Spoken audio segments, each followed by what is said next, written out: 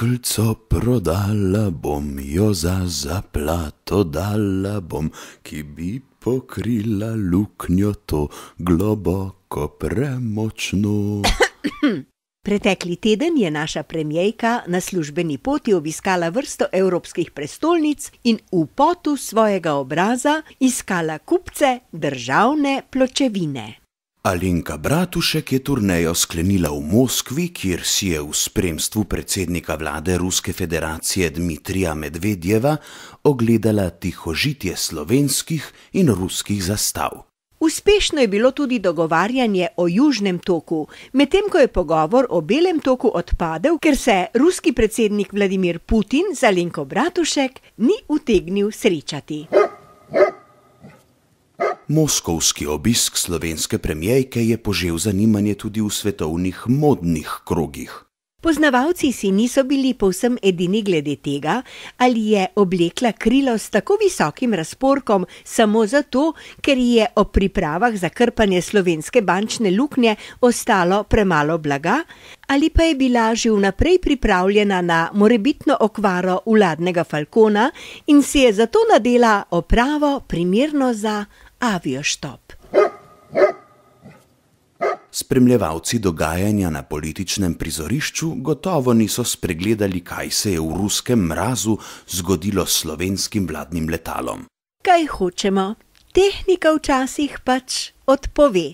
Ni pa odpovedala naša hrabra premierka. Nasprotno, to, česar nista zmogla niti Napoleon, niti Hitler, je uspelo naši Alenki. Štopa sicer ni dobila, premagala pa je rusko zimo, saj se je ob pogledu nanjo falcon odtalil.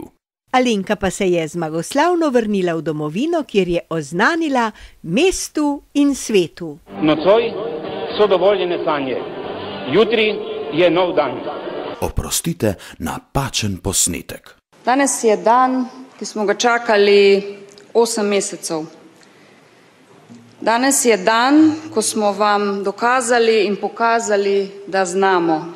In danes je dan, ko smo vam dokazali, da bo edina trojka v naši državi domača trojka. Vsem nam je odleglo. Naša domača trojka, Alenka, Boštjan in Uroš, torej zna in zmore sama zakrpati luknjo.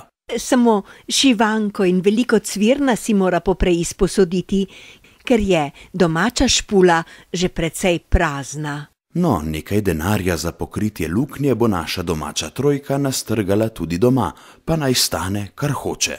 Na srečo Alenka zna in ve kako. Bom dala samo za primer. Zdaj smo se mi sami odločili, ali bomo znižali pokojnine, ali bomo uvedli davek na nepremičnine.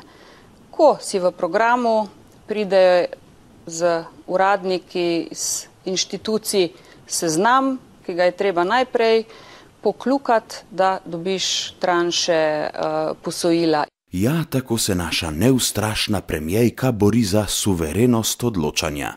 Neki ptiček z imenom Fogl je na Twitterju o tem začivkal. Ne boš ti meni kljukice dajal, ne boš ukrepov mi predpisoval. Upokojenci so zaradi tega čisto preč od veselja. Premierka je obljubila, da bodo njihove penzije ostale nedotaknjene. Res, da bodo del teh nedotaknjenih penzij požrli davek na nepremičnine, višji davek na dodano vrednost, pa dražja vinjeta. A kaj bi tisto? Človek se že kako navadi, da ga za vogalom iz zasede lopne po glavi kaka razbojniška hči. Glavno je, da človeka na stara leta greje topel občutek, da prva ministrica ljubeče skrbi za socialno državo in suvereno odloča, komu, kako in koliko vzeti. In seveda to, da ničesar ne počne po nareku osovražene evropske tolpe tatov, temveč po sklepu ljubeznive domače trojke. Tega se moramo iskreno veseliti. Neverjetno, kako srečni smo lahko. Orang, Bi rekla premierka.